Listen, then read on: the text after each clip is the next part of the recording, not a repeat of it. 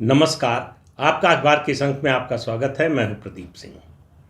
भारत सरकार ने एक बहुत बड़ी घोषणा की है, अभी 2-3 दिन पहले की है, आपने सुनी होगी। एमका, एडवांस मीडियम कॉम्बैट एयरक्राफ्ट, ये बनाने का फैसला किया है। इसके 5 प्रोटोटाइप 2031 तक बनने हैं, जिसके लिए 15,000 करोड़ का सैंक्शन कर दिया गया है और मंजूरी दे दी गई है। इसके अलावा इसमें केवल एचएएल शामिल नहीं होगा इसके निर्माण में, इसमें निजी क्षेत्र की कंपनियां जैसे टाटा, रिलायंस, इसके अलावा जो है दूसरी कंपनियां भी शामिल होंगी। उनको भी इसकी जो निविदा होगी, इसका जो टेंडर होगा, उसमें शामिल होने का मौका मिलेगा। तो ये केवल पब्लिक सेक्टर का नहीं होगा, निजी क्षेत्र भी होगा। अब सवाल ये कि निजी क्षेत्र क्यों होगा? निजी क्षेत्र में होने से कंपटीशन बढ़ता है निजी क्षेत्र के आने से, और उसके अलावा कॉस्ट कम होती है और समय की बचत होती है। तो इसमें कंपनियां, कोई भी कंपनी अकेले भी बिड कर सकती है और कंसोर्टियम बनाकर भी, यानी दूसरे देशों की कंपनियों को जो इस विषय की विशेषज्ञ हैं, वो जो इसकी तकनीकी क्षमता रखती है, उनको भी शामिल कर सकती हैं। लेकिन इसमें एक भारतीय कंपनी का होना ज़रूरी है, और अगर कोई विदेशी कंपनी है तो उसके साथ शर्त होगी कि वो टेक्नोलॉजी ट्रांसफ़र करेगी। टेक्नोलॉजी ट्रांसफ़र जो है वो अनिवार्य शर्त है। तो इसका मतलब है सब यहीं बनेगा, यहीं की टेक्नोलॉजी होगी, और इसके बनाने में जो कल पुर्जे इस्तेमाल होंगे 80% स्वदेशी होंगे। समझिए हम कहाँ पहुँचे हैं 2014 से 2025 के 11 सालों में। तो ये एमका क्या है? ये दरअसल 5th जनरेशन फाइटर जेट है। दुनिया में 5th जनरेशन फाइटर जेट 3 देशों के पास है, और अमेरिका, रूस और चीन। अमेरिका का F-22 रैप्टर है, और उसके अलावा F-35 है। रूस का Su-57 है। इसके अलावा चीन के 2 फाइटर जेट हैं। हालांकि चीन की जो टेक्नोलॉजी है वो अब बहुत बड़े संदेह के घेरे में आ गई है। उसके एयर डिफेंस सिस्टम का इस्तेमाल किया पाकिस्तान ने, जो किसी काम नहीं आया। तो अब ये जो हम बनाने जा रहे हैं एमका 5th जनरेशन फाइटर जेट, पहले तो ये समझ लीजिए कि हमारे पास अभी जो है सिर्फ राफेल है, जो 4.5 जनरेशन का फाइटर जेट है। उसके अलावा इससे कम के हैं। हमारी एयरफोर्स को 42 स्क्वाड्रन की ज़रूरत है फाइटर जेट्स की, हमारे पास अभी सिर्फ 31 है। तो ये जो एमका हम बनाने जा रहे हैं 2035 तक 120 से 150 फाइटर जेट हमारे स्वदेशी 5th जनरेशन फाइटर जेट हमारी वायुसेना में शामिल हो जाएंगे। उसके बाद भारत का मुकाबला दुनिया के किसी भी बड़े देश से किया जा सकता है। मतलब तुलना, मुकाबला से मतलब तुलना। टेक्नोलॉजी के मामले में, फायर पावर के मामले में, दक्षता के मामले में, टेक्नोलॉजी के मामले में, हर मामले में भारत की तुलना दुनिया के जो 3-4 बड़े देश हैं, जिनमें अमेरिका, रूस, चीन शामिल है। अभी फ्रांस को भी हम 2035 तक अगर फ्रांस जो है अपने राफेल को अपग्रेड नहीं करता है तो हम फ्रांस से भी आगे निकल सकते हैं। कई और देश कोशिश कर रहे हैं 5th जनरेशन का फाइटर जेट बनाने की, जिसमें तुर्की भी है, जापान भी है, साउथ कोरिया भी है, और कई देश हैं। लेकिन हमारा जो प्रयास है, हमारे एमका की डिज़ाइन हमारे डीआरडीओ ने तैयार कर ली है। अब 2026 से इसका टेंडर इशू होगा, और इसमें इन एचएएल के अलावा जो है निजी कंपनियां शामिल हो सकेंगी। इसकी विशेषता क्या होगी, ज़रा इसको समझने की ज़रूरत है। ये फुल टैंक में 3240 किलोमीटर तक जा सकता है। आप समझिए इसकी रेंज क्या होगी, कहाँ तक मार कर सकता है। यानी पाकिस्तान तो छोड़िए, चीन भी जो है हमारे जो है लक्ष्य के दायरे में आ जाता है। ये आवाज़ की गति से 2.15 गुना ज़्यादा तेज चलेगा। इससे आप जो है इसकी स्पीड का अंदाज़ा लगा सकते हैं, जो 2600 किलोमीटर प्रति घंटा होगी। ये 65,000 फीट की ऊंचाई तक उड़ान भर सकता है, और 7,000 किलोग्राम का पेलोड ले जा सकता है। 7,000 किलोग्राम का पेलोड का मतलब है हथियार। 7,000 किलोग्राम तक का हथियार ले जा सकता है, और इसमें हथियारों के स्टोरेज की फैसिलिटी भी होगी। ये जो 5th जनरेशन होते हैं, इनको स्टेल्थ फाइटर्स कहते हैं। क्यों? क्योंकि ये दुश्मन के राडार को चकमा देने में कामयाब होते हैं। इनकी टेक्नोलॉजी ऐसी होती है कि दुश्मन का राडार उनको पकड़ नहीं पाता है। ये हवा से हवा और हवा से ज़मीन पर निशाना लगाने में सक्षम होंगे। अब आप कल्पना कीजिए कि हमारे एमका पर, हमारे 5th जनरेशन फाइटर जेट पर जब ब्रह्मोस लगेगा तब हमारी एयरफोर्स की मारक क्षमता क्या हो जाएगी।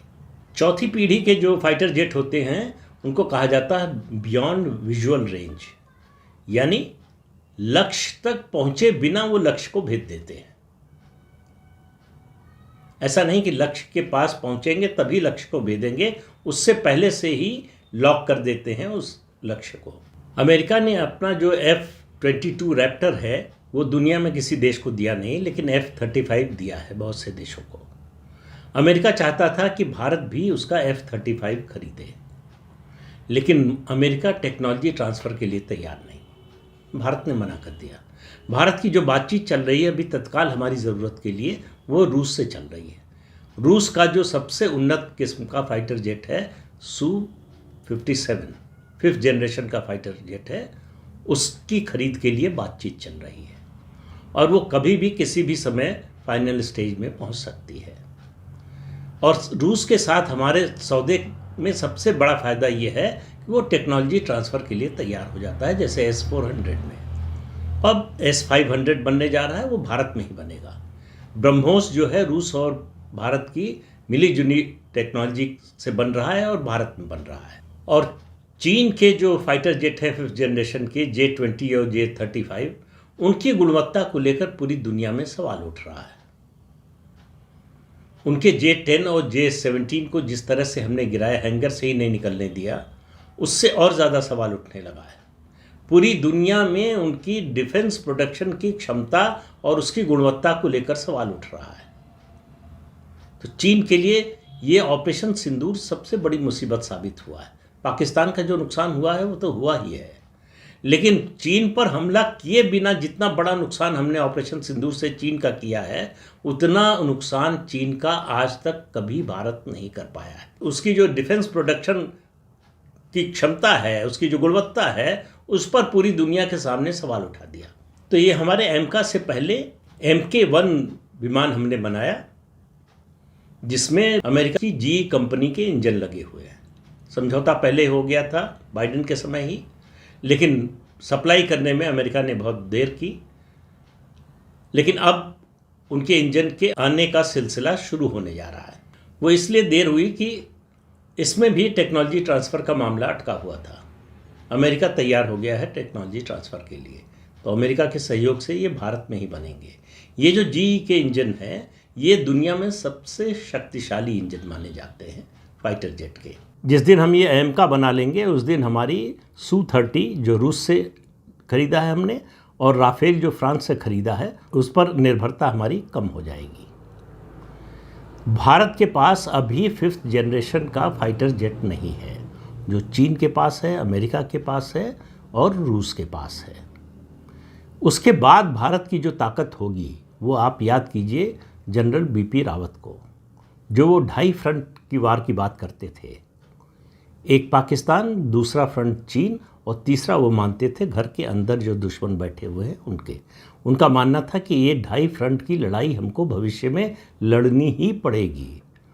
तो ये जो 11 साल से तैयारी चल रही है प्रधानमंत्री नरेंद्र मोदी की मेक इन इंडिया के जरिए, उसमें हमने डिफेंस प्रोडक्शन में कितनी लंबी और ऊंची छलांग लगाई है, इसका नज़ारा दुनिया ने देखा ऑपरेशन सिंदूर के समय। किसी भी देश को ये यकीन नहीं था कि भारत इतने कम समय में इस तरह के जवाबी हमले के लिए तैयार होगा और इस तरह का मारक और निर्णायक और प्रभावी हमला करेगा, इसकी किसी को उम्मीद नहीं थी। चीन को तो बिल्कुल नहीं रही होगी, पाकिस्तान को तो होने का सवाल ही नहीं। चीन को, जिसको अपने इक्विपमेंट पर इतना भरोसा था, इसी का प्रचार करके वो दुनिया में बेच रहा था, अब उसके लिए अपने ये इक्विपमेंट बेचना, चाहे वो फाइटर जेट हो, चाहे मिसाइल हो, चाहे ड्रोन हो, चाहे एयर डिफेंस सिस्टम हो, उनको बेचना बड़ा मुश्किल हो जाएगा। अपनी क्रेडिबिलिटी को स्थापित करना उसके लिए बहुत मुश्किल हो जाएगा। तो वो इंफॉर्मेशन वॉरफेयर चला रहा है, दुनिया भर में लोगों को हायर करके, इंटेलेक्चुअल्स को, बहुत सारे जो रक्षा विशेषज्ञ कहे जाते हैं उनको, और उसके अलावा इंटेलेक्चुअल्स को ये बताने की कोशिश हो रही है कि दरअसल चीन के जो प्रोडक्ट हैं, चीन के जो हथियार हैं वो बड़े कारगर हैं।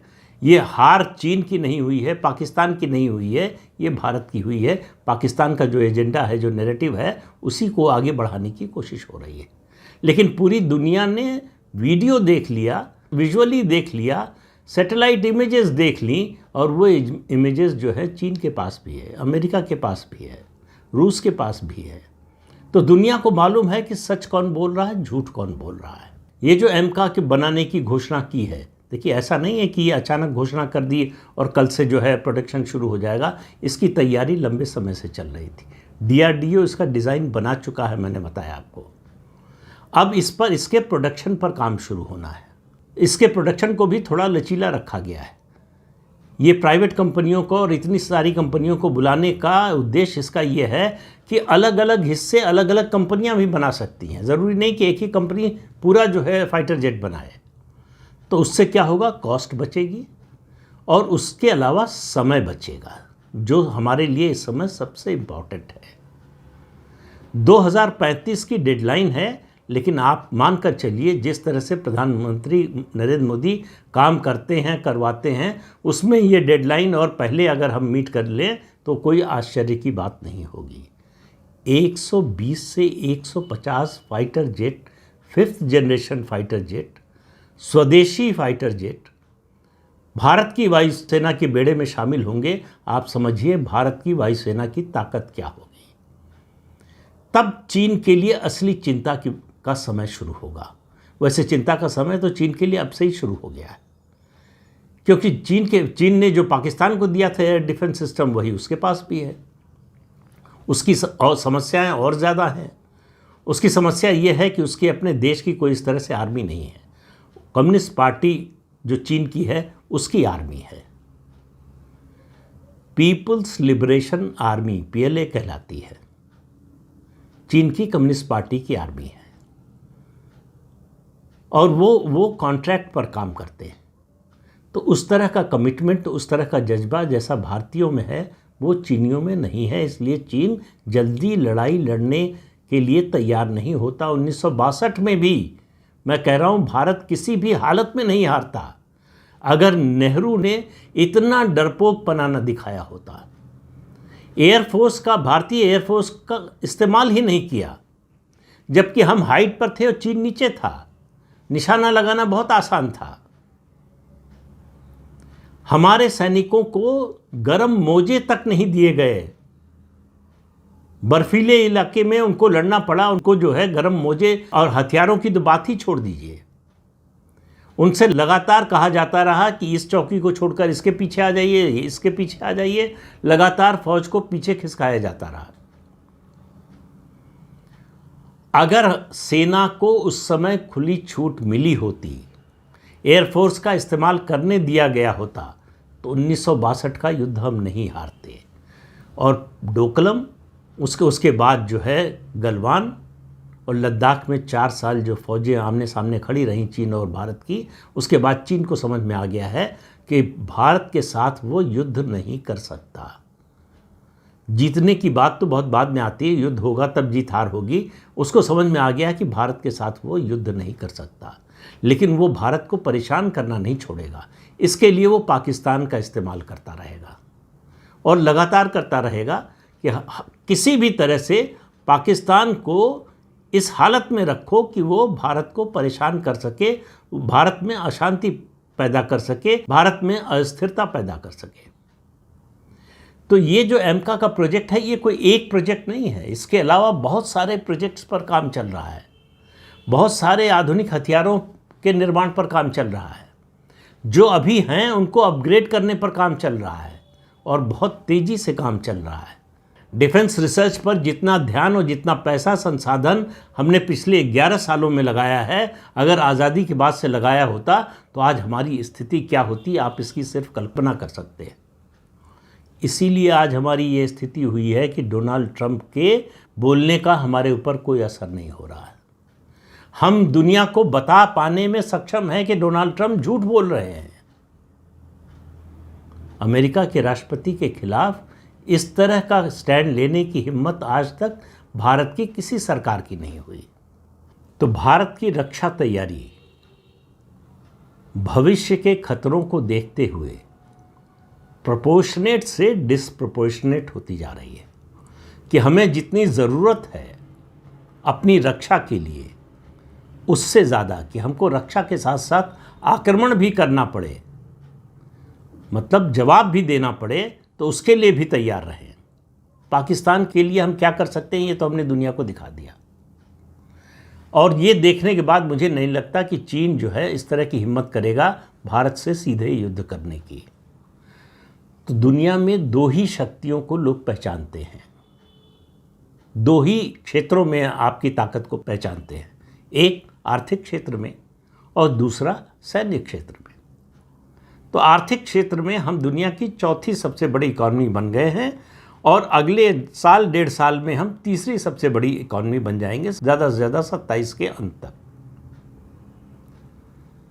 तो ये होगी आर्थिक ताकत भारत की। जिस तरह से भारत प्रगति कर रहा है, इस समय दुनिया की सबसे तेज़ी से बढ़ती हुई इकॉनमी है भारत। ये कोरोना की महामारी के बावजूद है ये स्थिति। कोरोना ने अगर 1.5-2 साल बर्बाद न किए होते तो आज भारत इससे अभी आगे होता। याद कीजिए 2013-14 में वित्त मंत्री थे पी चिदम्बरम। उन्होंने कहा था कि 2045 तक भारत दुनिया की चौथी सबसे बड़ी इकॉनमी बन जाएगा। हम 2025 में ही बन गए। ये फर्क है पिछली सरकार और आज की सरकार में। और भारत की सैन्य शक्ति तो पूरी दुनिया ने देख ली। इस तरह का और इतना छोटा युद्ध इससे पहले कभी नहीं हुआ। एक 6 दिन का युद्ध हुआ था इजराइल और सऊदी अरब के बीच में। 3 अरब देशों का एक संघ था, उसके साथ इजराइल ने 3 दिन के अंदर सऊदी अरब के 300 विमान नष्ट कर दिए, हैंगर पर ही खड़े खड़े ख़त्म कर दिए। सऊदी अरब की पूरी वायुसेना ख़त्म कर दी। अपने देश का आकार 3 गुना बढ़ा लिया। लेकिन इजराइल बहुत छोटा सा देश है, अगल बगल के जिन इलाकों पर कब्जा किया वो बहुत छोटे छोटे हैं। और उस समय भी उसको अमेरिका का पूरा समर्थन हासिल था। अमेरिका उस समय बहुत बड़ी महाशक्ति था, आज भी महाशक्ति है। उसके बाद भारत ने ये काम किया है, दुनिया के सामने एक उदाहरण प्रस्तुत किया है कि कुछ घंटे में पाकिस्तान की एयरफोर्स को घुटनों पर ला दिया, उनके 11 एयरबेस तबाह कर दिए। अब जो तैयारी है उसकी जो मारक क्षमता होगी उसकी कल्पना करना आज बड़ा कठिन है। तो इस अंक में इतना ही। अगले अंक में फिर मिलेंगे किसी नए मुद्दे के साथ। तब तक के लिए अनुमति दीजिए। आपसे अनुरोध है कि ये चैनल देखिए, शेयर कीजिए, लाइक कीजिए और सब्सक्राइब जरूर कीजिए। नमस्कार।